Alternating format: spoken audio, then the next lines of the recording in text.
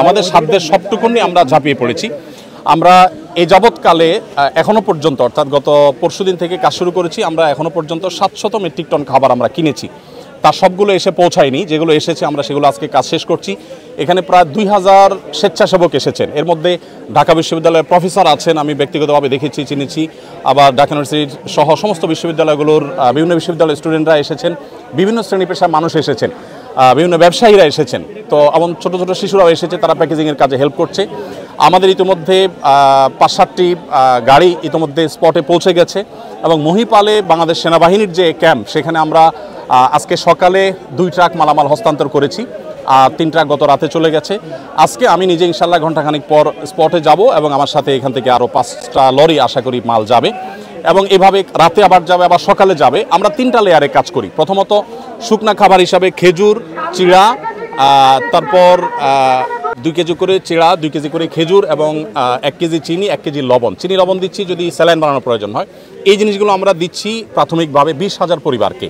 আর 40,000 পরিবারের জন্য 10 কেজি করে চাল, 2 লিটার সয়াবিন তেল, 2 কেজি মসুর ডাল এবং 1 কেজি লবণ, 1 কেজি চিনি দিচ্ছি। আলুটা দিতে পারছি না কারণ আলু পচে যাওয়ার আশঙ্কা আছে, কারণ লরিতে দেখা যায় পথে রাস্তায় কী হবে আমরা জানি না। যদি 2 দিন জ্যামে পড়ে থাকে তাহলে সেক্ষেত্রে এগুলো পচে যাবে। সেক্ষেত্রে আমরা হয়তো নগদ কিছু টাকা দিব যাতে করে তারা কিনে নিতে পারে। এটা হলো দ্বিতীয় লেয়ার, অর্থাৎ এখনও রান্না করার পরিস্থিতি নেই, আমরা শুকনো খাবার দিচ্ছি। খেজুর 4-5টা খেলে খাবারের কাজ হয়ে যায়। সেই সাথে আমরা একটু পানি শুকোতে শুরু করলে কাল বা পরশু সকাল থেকে আমরা চাল ডাল সহ ভারী খাবার দেব। এরপর তারা যখন ঘরবাড়িতে যাবেন তখন আমরা 25 কেজি করে চাল ইনশাআল্লাহ আশা করছি যে আমরা 20,000 পরিবারকে দেব। এরপরে 4th লেয়ারে গিয়ে আমরা 4,000 পরিবারকে ঘর বানিয়ে দেওয়ার প্ল্যান করেছি। পরিপূর্ণ ঘর বানাতে না পারলেও 4 বান করে টিন এবং কিছু নগদ টাকা 10 বা 20,000 টাকা, যেটি আমাদের সুযোগ আমরা এটা দেবো। এখনও পর্যন্ত আমাদের কাছে ফান্ড এসে সব পৌঁছায়নি। আলহামদুলিল্লাহ গত 24 ঘন্টার ভিতরে প্রায় 3 লক্ষ মানুষ আমাদেরকে অনলাইনে ডোনেশন করেছেন। এর ভিতরে 1 টাকা, 5 টাকা, 10 টাকা সব রকমের আছে। এই সর্বসাধারণের দানের টাকা আলহামদুলিল্লাহ কাজগুলো চলছে। আমরা সিলেটের বন্যা 22-এর বন্যায় প্রায় 18 কোটি টাকা আমরা খরচ করেছি এবং এর মধ্যে 1000 মেট্রিক টন খাবার ছিল, 1000 ঘর নির্মাণ করেছি, 1000 কৃষককে আমরা 5,000 করে টাকা দিয়েছি। তো আলহামদুলিল্লাহ এবার আমরা আশা করছি যে সেটা আরও ব্যাপকভাবে করব, কারণ বন্যা পরিস্থিতি অত্যন্ত ভয়াবহ। প্রতিনিয়ত আমাদের কাছে সাহায্যের জন্য মানুষ আসছে, রাত দিন আমাদের কর্মীরা কাজ করছেন, সর্বস্তরের মানুষ এখানে এসে কাজ করছেন। আমি আপনাদের মাধ্যমে উদাত্ত আহ্বান করতে চাই আমাদের দেশের সর্বস্তরের মানুষকে। আমাদের দেশে মানুষ একে অন্যের বিপদে ঝাঁপিয়ে পড়েন, এর পূর্বে আমরা বিভিন্ন সময় দেখেছি। এবারও আশা করি যে এই বন্যায় আমরা প্রত্যেকে যার যার সাধ্য অনুযায়ী আমাদের আশেপাশে থাকা আমাদের জানাশোনা মানুষগুলোর পাশে আমরা দাঁড়াবো এবং সবাই যদি সম্মিলিতভাবে আমরা প্রচেষ্টা করি, জাতীয় দুর্যোগ মোকাবেলা করা কোনো ব্যাপার না ইনশাআল্লাহ বিদিনিল্লাহ। 40 বা 50 লক্ষ মানুষ আক্রান্ত। আমরা একটু দেখি, মাশাআল্লাহ এখানে একটা প্যাকেজ রেডি হয়ে গেছে, সম্পূর্ণ একটা প্যাকেজ রেডি হয়ে গেছে। এখানে আমরা দেখতে পাচ্ছি 10 কেজি চাল, 2 লিটার তেল এবং একটা চিনি এবং একটা লবণ। একটা ফ্যামিলির জন্য কমপ্লিট রেডি হয়েছে। ডাল 2 কেজি ডাল, 2 কেজি মসুর ডাল রেডি হয়ে গেছে। তেলের স্তূপ, এখান থেকে 2 লিটার করে তেল প্রত্যেকটা প্যাকেজে ঢুকে যাচ্ছে ইনশাআল্লাহ। এদিকে তাকবীর দিচ্ছে, আমরা শুনতে পাচ্ছি, আমরা দেখতে পাচ্ছি এখানে শত শত হাজারো মানুষ এসছেন। যে মানুষ আসছেন তার 1/3 হয়তো আছে শেডের ভিতরে এখানে কাজ করছে, এখানে সিরিয়ালে কাজ আছে। আমাদের আরও 2টা শেডে কাজ চলছে।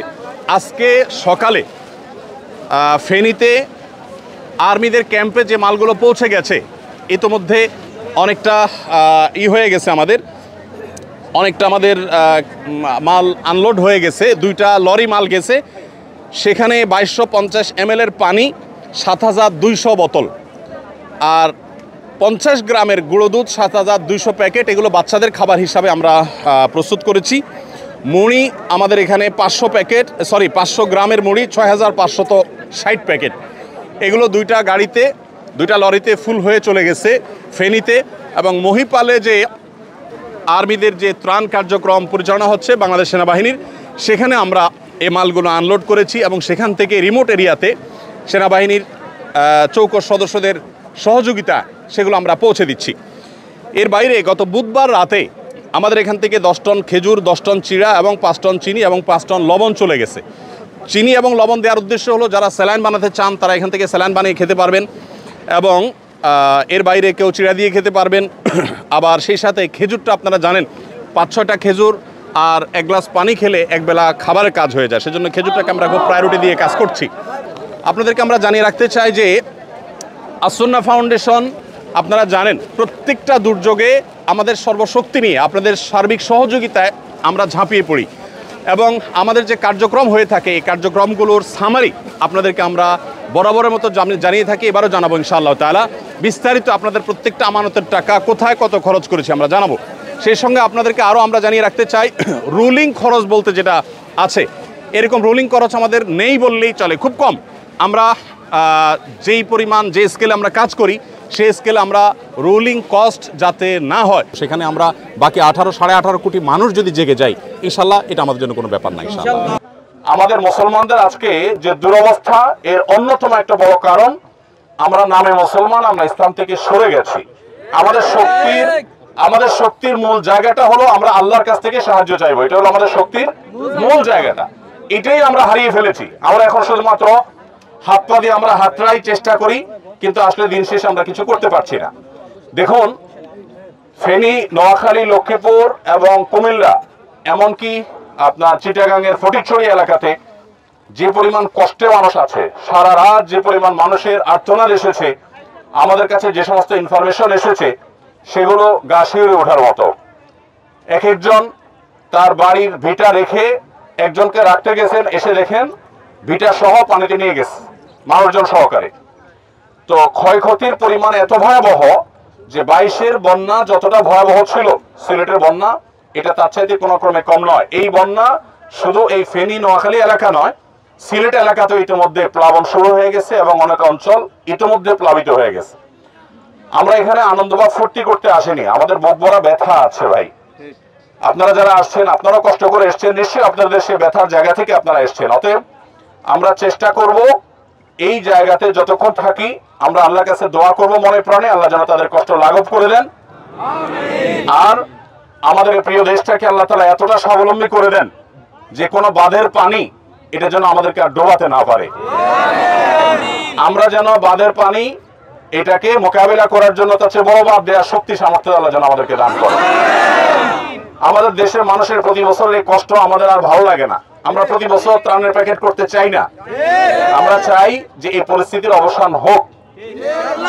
তো আল্লাহ তাআলার কাছে দোয়া করতে হবে, আমাদের চেষ্টা অব্যাহত থাকতে হবে। এই জন্য আমি আপনাদেরকে অনুরোধ করতে চাই আপনারা দুরূদ এবং আমলের মাধ্যমে এখানে আপনাদের অবস্থানটা আপনারা কন্টিনিউ করতে থাকেন। ইনশাআল্লাহ ওখানে যখন কাজের সুযোগ পাবেন তখন কাজ করবেন। অতএব আমি এখন যেহেতু আমাদের যারা ডোনেশন দিয়েছেন, ডোনাররা আছেন, তাদের উদ্দেশ্যে আমরা কিছু কথা বলবো। অতএব এই টাইমটাতে আপনারা যদি সহযোগিতা না করেন তাহলে বদনামিটা আপনার ব্যক্তির হবে না, বদনামিটা হবে আসন্না ফাউন্ডেশনের। মানুষ দেখবে যে বিশৃঙ্খলাটা আসন্না ফাউন্ডেশন এখানে হচ্ছে, আপনি এখন আসন্না ফাউন্ডেশনের পরিবারের সদস্য। এই জন্য মেহরবানি করে লাইভ শেষ হওয়া পর্যন্ত সবাই বসবেন, কেউ দাঁড়াবেন না।